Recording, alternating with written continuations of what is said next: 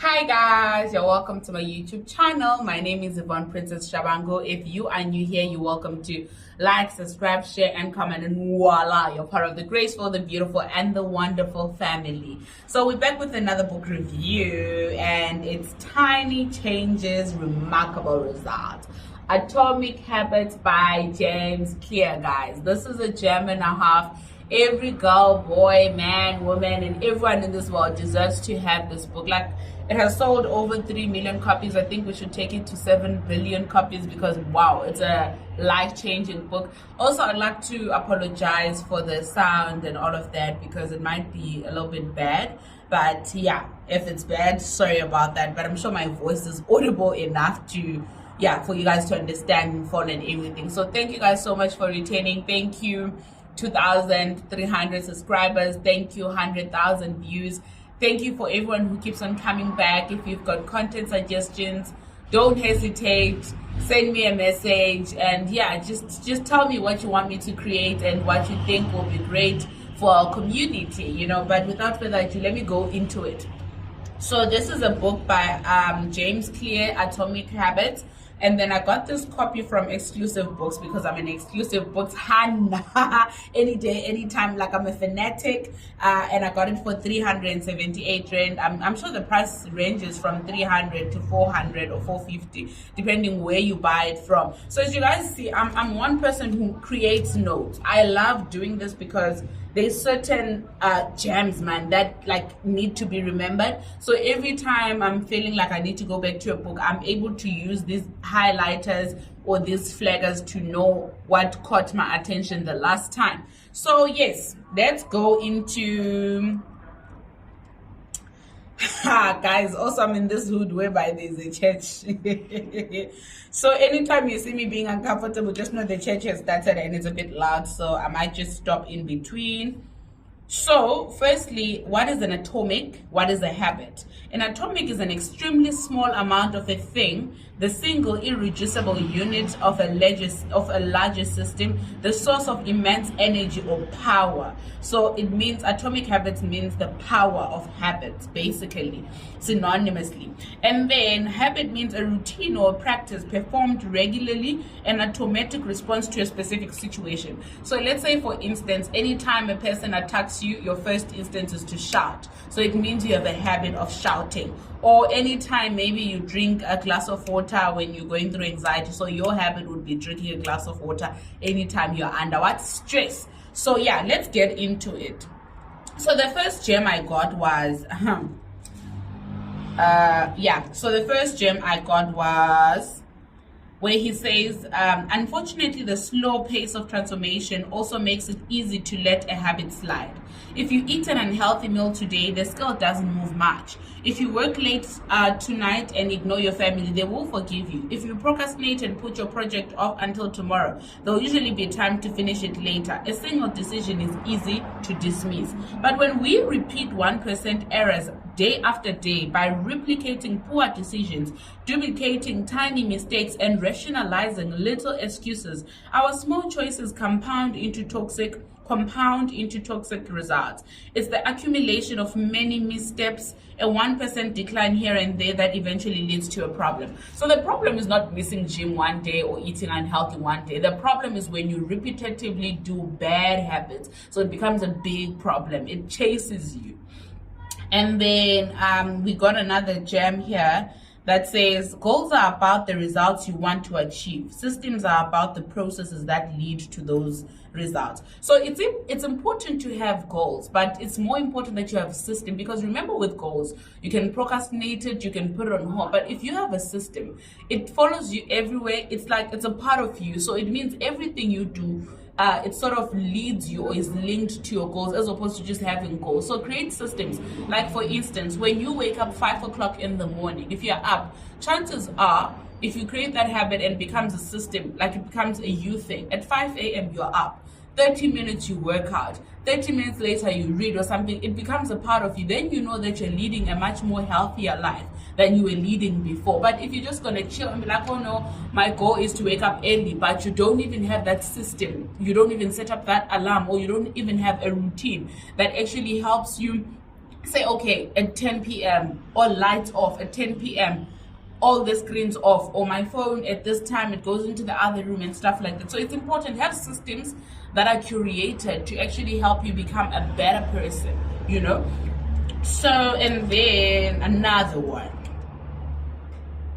Okay, this is still in chapter 1, guys. Imagine if I'm in chapter 1 and already there's such much gems. So also it's imperative that we understand that if it is good to have goals, right, but they shouldn't be our main focus, because they can limit the different outcomes of the process. They make us fixated on one single idea of success, which is not good. So if you have a goal, your focus is, I need to gain 70 kgs. But if you have a system, you enjoy the process, your focus becoming healthy, you have this well-rounded focus as opposed to having one focus. Because should you not reach 70 kg but you are healthier, you won't appreciate the fact that you are healthy but haven't reached the 70 kg goal. So it's important that you're not focused or fixated, because it makes you think that life is linear, and life is not linear, you know. And then goals are motivation driven. Half the time we are motivated until we have achieved the goal. After there is no continuation or drive. So here's another chat with goals. With goals, once I reach 70 kgs, I feel like I can eat whatever that I want, right? But if you have a system, you know that being healthy is lifestyle. It's not just about me eating a bowl of green vegetables or a bowl of fruits and stuff like that. It's more about me becoming a better person for myself and all of that, right? And then systems are a discipline. It helps you progress. So with the system, it's not about reaching a certain destination, but it's about progressing. It's about becoming better. So that is why it's more imperative that you have a system, right? And then, okay guys, I wrote many notes. So if you see me looking at this, I'm not just reading quotations from the book. I'm reading things that I noted, right, when I was reading that particular chapter. So you first need to work on your identity if you want to ascribe to good habits.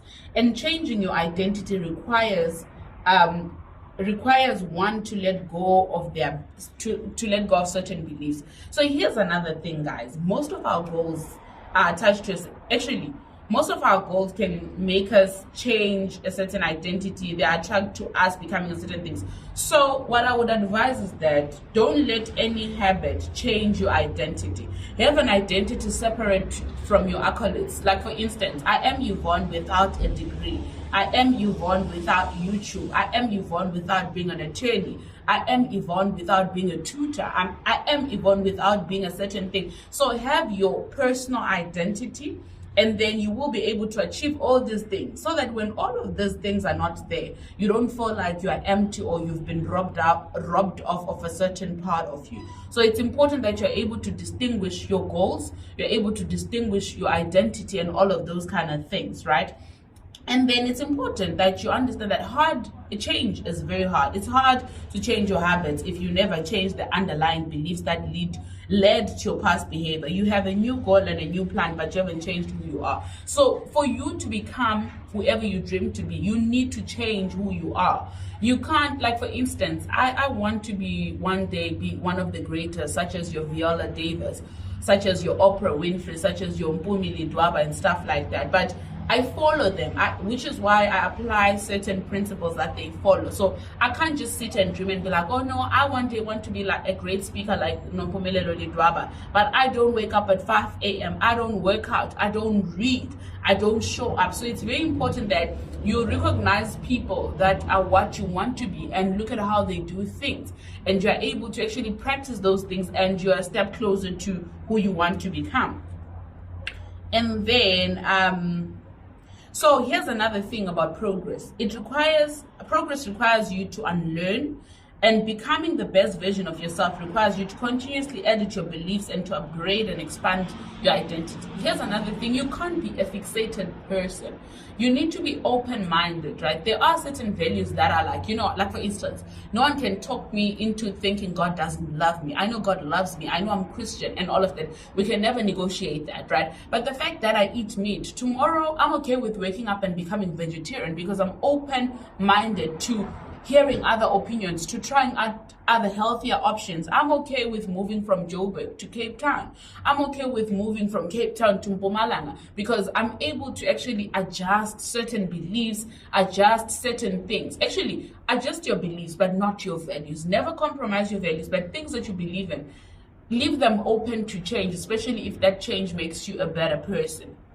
Yo, guys, I feel like I'm preaching. Give me my own church. I keep asking, guys, Kanti, why? I need you all to give me my own church. Okay, we're still at chapter 1. Oh, guys, I've gone. Like, I think I went all the way into chapter 4. I'm realizing now that we're on chapter 5. So, also, it is imperative to have a clear intention if you want to change your habits. The time will never be perfect or right unless you set it. And the time and date and location is very important, guys. I think Bali can tell you guys this. Like, I think it's one thing that I say every single day. I don't believe in people that say they don't have time, or they are scared, or they are afraid to risk, or whatever the case may be. Here's the chat. There will never be a perfect time. You make the time. You make the time because you are in control of who you are. You are in control of your life. You are in control of the things you let in, the things you let out. So also, even with changing your habits, time will never be perfect. You set the time.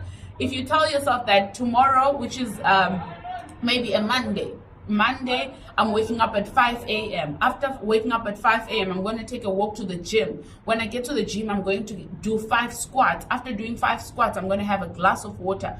Define your goals or define your habits. I think I love this because it's even applicable in terms of your spirituality. Even God says, when you're praying, be specific. When you're doing your vision, your goals, or whatever that you do, be specific and be bold about it. Even James clear states that intention is very important. It's important that you're deliberate about your own personal goals, right? And then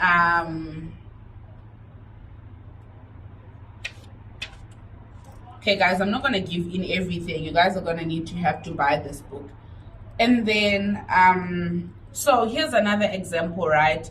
Also, it's important setting up location. Like, for instance, automatically, when I'm in a taxi, I know I have to take out my book and read. I read every morning when I'm going to work. So I've associated my habit with location and with a certain action. So the moment I enter the taxi, I'm reminded, hey, take out your book. Literally, even if it's 10 minutes, 15 minutes, or 20 minutes, I'm reminded that it's time for me to read. So even with your habits, stack them up. Make sure that your habits are linked to something that you love doing. Or if not, whatever you do, if the habit is hard, after that, make sure that there's something that you enjoy doing that you can do, so that you don't just set up these hard goals or these hard habits that you're not able to keep up with. And then, okay, motivation is overrated. Environment often matters more. Chapter 6. I think this is one of my favorite chapters of all times. So it's important to understand that a stable environment where everything has a place and a purpose is an environment where habits can easily form.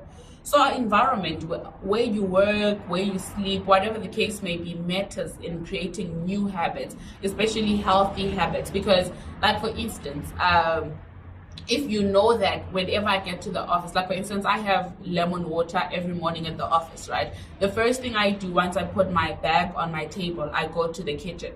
That's an automatic habit. My office space has created that environment. Already also, when you look at my table, if it's not neat, I'm not able to progress, I'm not able to work properly.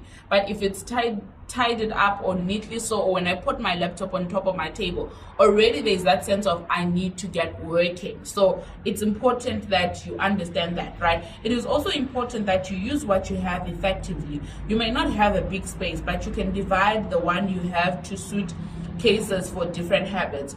What we have is all we need. I love the saying so much. I think there's even another book or another prominent speaker that says all you have, guys. And I know this seems hard to believe, but all you have is all you need. All the abilities, the talents is all you need to get to where you're supposed to be. The friends you have, the family you have, because sometimes we're like, oh no, why am I not from a rich family?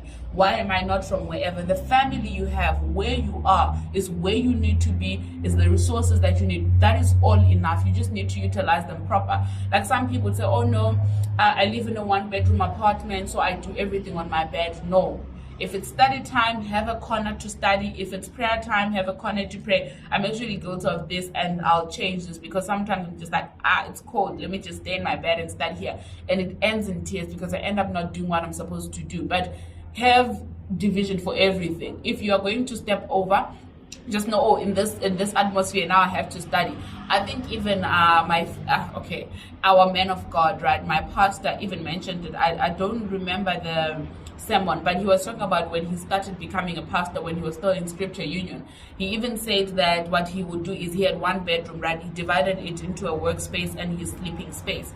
He said any moment he steps over where there is his table, he knew that that's your 9 to 5 kind of vibe. He knew that he had to put in the hours, so already the energy shifted. But the moment he steps on the other side, he knows it's time to relax, it's time to rest. So don't mix business, pleasure, and everything. Have a set time, a set location for everything. If you have a corner or studying corner, just know that, okay, in this corner, phones don't come in. Whatever the case may be, here it's just my laptop or my study stuff and all of that. Then you should be good and great. And then, chapter 7, I love it, oh boy. It says the secret to self-control. Self-control is very important, guys. Half the time, things don't work out our way, or things we don't get the excellent results we require because of lack of self-control. I'll make the best possible example that any person can think of. Weight loss journey. One of the reasons why a lot of people struggle with losing weight is because they don't have self-control. You find yourself, and I am included in that, you find yourself overindulging. I know at this point in time, for me to be on a calorie deficit, I need to eat about 2,700 calories. But you find me going overboard those calories, and I'm like, oh no, I'll catch on, or I'll burn it out at the gym, and not realizing that me lacking self-control is actually leading to me not reaching my desired goal or outcome, or whatever the case may be, or the kind of lifestyle I'm trying to lead. So it's very, very important that you have self-control. Don't overindulge. I think even Pastor Michael Todd has been preaching about it under his series Cuffed, whereby he spoke that even with food, gluttony, you can't, food is meant to fuel you. It's not a hobby. Eating or binge eating is not a hobby. It's meant to fuel you. So you are not supposed to overindulge.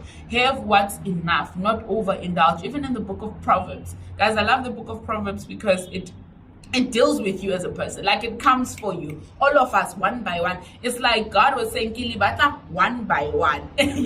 So yeah, that's what's up in chapter 7. And then there's something I missed in chapter 1 where they talk about geniuses are not born, geniuses are made. And geniuses are meant because of what? Practice. You can't do something once and think that you've mastered it. You need to practice enough so that you master a certain skill. And also, I love how James Clear in other chapters, right? Just to give you like a brief overview or a brief summary, that whereby he says to us that it's very important that you identify your strength, and then after identifying your strength, master it, excel in it. Like, I know I love speaking, and I'm going to ensure that I invest in that. I attend conferences or workshops that allow me to be a better speaker, whatever the case may be, because that's my specialty, and that's where I can excel. And then there's a part where he even says that there's a possibility that it's an estimate or an assumption that for every field in life, there's a possibility that you could make it to the top 25, at least if you put in effort and practice. So you have a possibility of becoming one of the greatest speakers, the greatest engineers, the greatest lawyers. That's only if you practice. That's only if you give it enough effort, to give it enough time. And enough time or effort does not mean you have to be an extremist. It means you have to be consistent. Tiny but consistent. You can do 10 push-ups one day, or you know what, an example I love using working out, because the simplest, we all want to be sexy, we all want to be gorgeous, right? 100 push-ups in a day will not make you sexy and good and healthy, but at least 10 push-ups a day will help you be able to do 15. You will build resistance, and over the months you actually get into shape. So it's important that you understand the little habits that you can do that can make you a better person. And then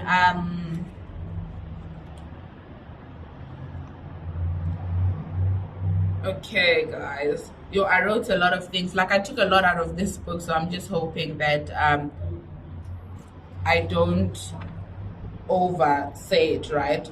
So yeah, and then he also speaks about something very important where he talks about social media delivers more likes and praises in a few minutes than we could ever get in the office or home, right? So you realize how also we live in this bubble where a lot of things are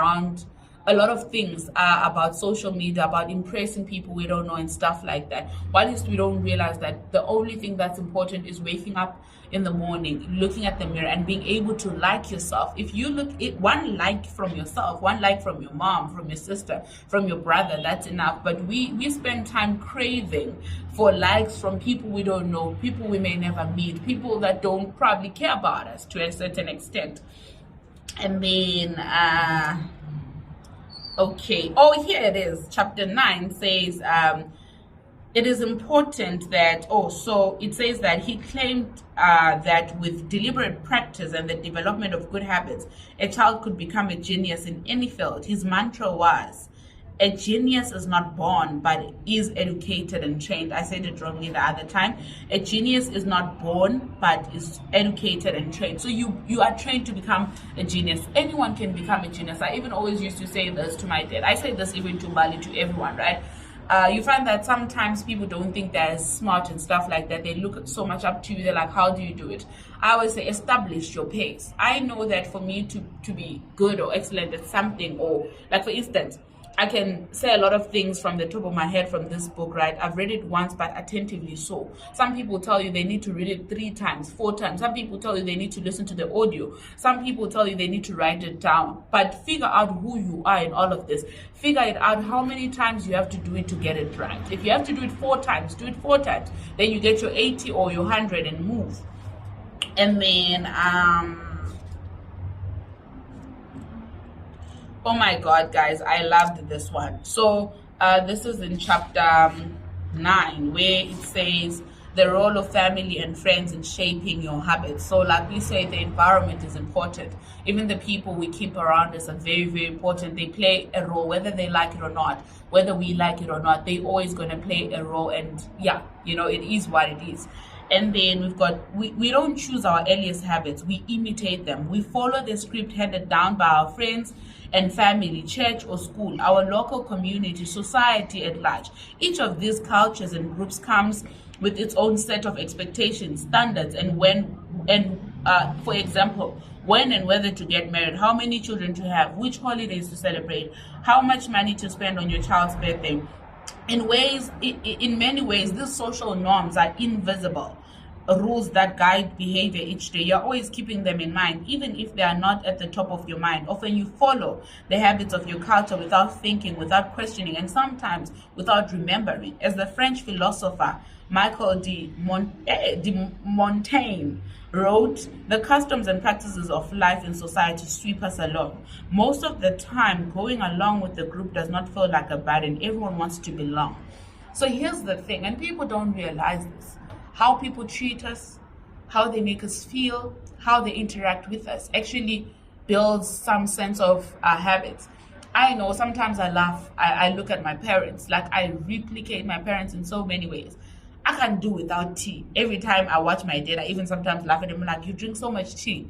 And I also hear other people say, I drink so much tea. That's an unconscious thing that I carried from him.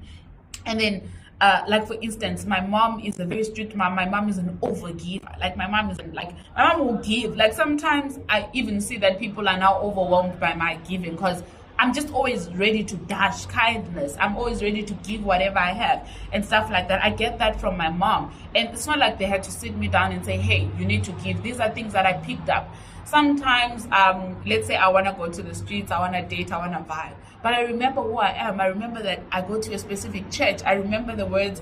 My pastor has never sitting me down and said, hey, you can't date, don't date.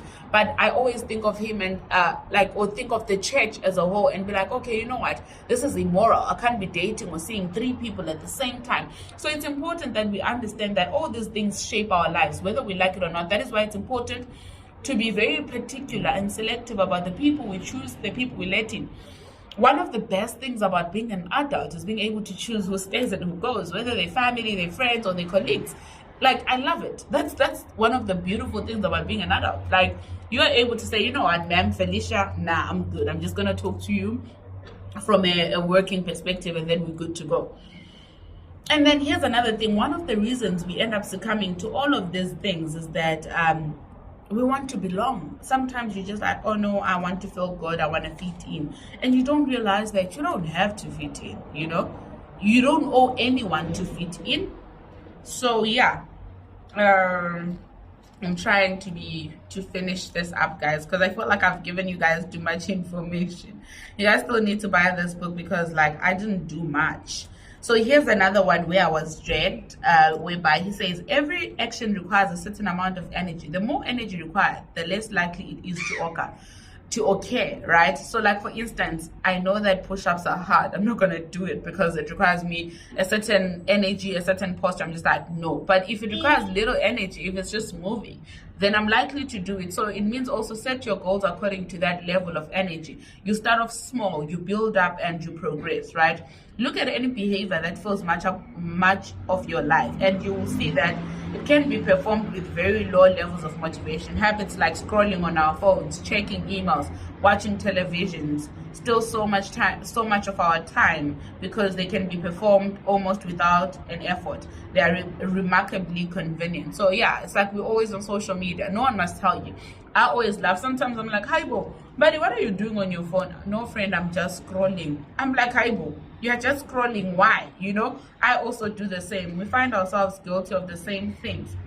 And here's another thing. We rarely think about change this way because it is consumed by the end goal. But one push-up is better than not exercising. 1 minute of a guitar practice is better than none at all. 1 minute of reading is better than never picking up a book. It's better to do less than you hoped for than to do nothing at all. Here's another important thing. We always want to get it perfect. We always want to look at the end goal. We want to be like, oh no, here's my end goal and stuff like that. But we don't enjoy the process. Do not be consumed by the end goal. It will come and happen in due course. For now, enjoy the process. Like right now, I'm enjoying working out. Yes, I go on the scale. Sometimes I get demotivated. I'm like, oh my God, I haven't lost a kg in a long time. But I'm enjoying working out. I'm enjoying getting energy and all of that, right?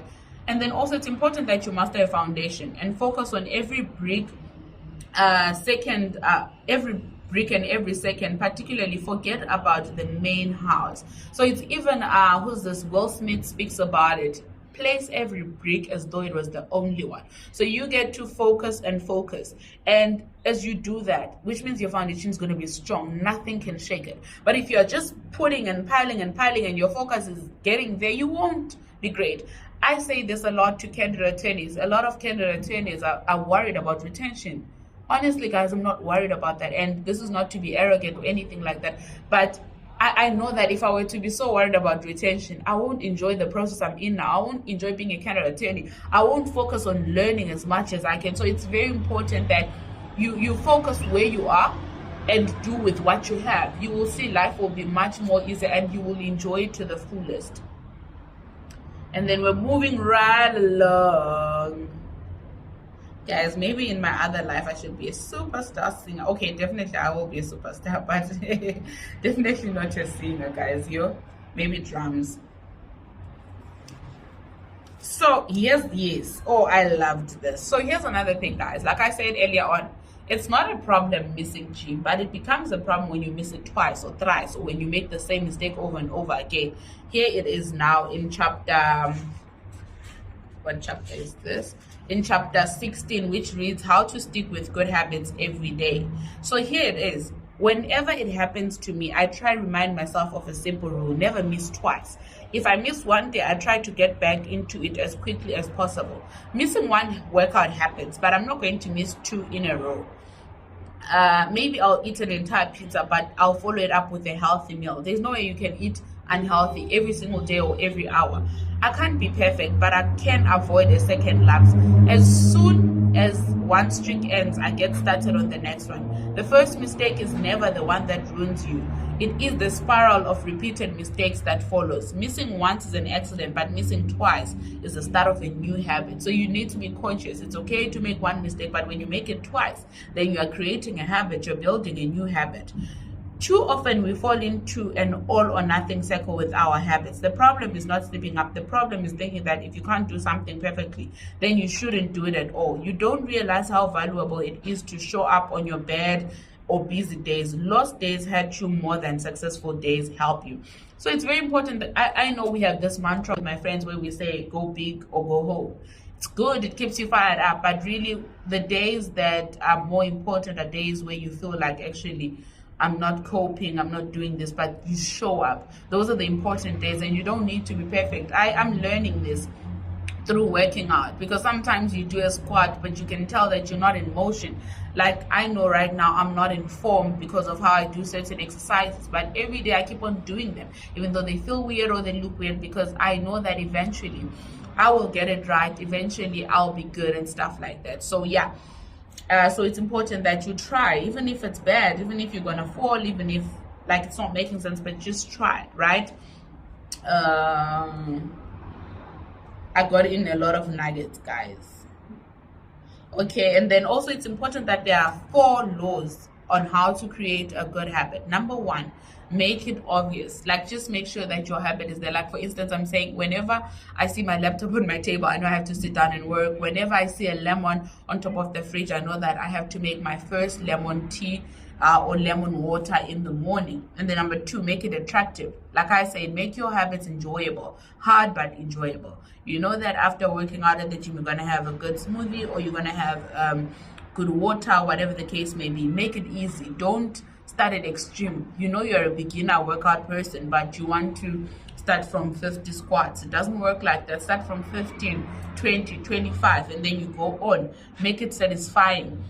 Ensure that your habits give you like a satisfaction on the moment, because half the time when we don't get a result after doing a certain thing, we always want to give up. So it's very important that you make it satisfying. And then how to break your bad habits: make it invisible. Make sure that you do everything you can to be away from your habits. If you know that you want to quit smoking, stay away from places that have cigarettes and stuff like that. Make it unattractive, make it difficult, make it unsatisfying. Make sure that, like, whenever you imagine that bad habit, it must just make you want to throw up. And then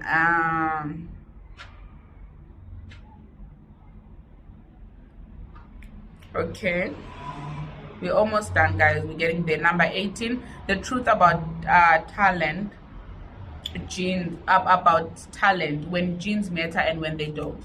So, and as much as this is so unfair, because some people have better genes compared to others. So yeah, you have to live with that truth. Some people have better gifts, better abilities, right? But it doesn't mean because you don't have a certain talent or a certain gift, you cannot be an expert, or you cannot be a success, or you cannot be great. So it says, he says, at some point you need to make sure you're playing the right game for a skill set. How do you figure that out? The most common approach is trial and error, of course. There's a problem with this strategy because life is short. You don't have the time to try every career, date every eligible bachelor, or play every musical instrument. Thankfully, there is an effective way to manage this conundrum, and it is known as the explore-exploit trade-off. This is an aha moment for me, because sometimes we want to do everything and anything, but that doesn't work for us. You end up just being an average human being. Find out what you're great at, like I said earlier, and excel in it. Put in all the mastery that you can put in and just do the most. You'll see you will excel. And it's important to look at where we are in life, what we're busy with, and you should be good to go. And then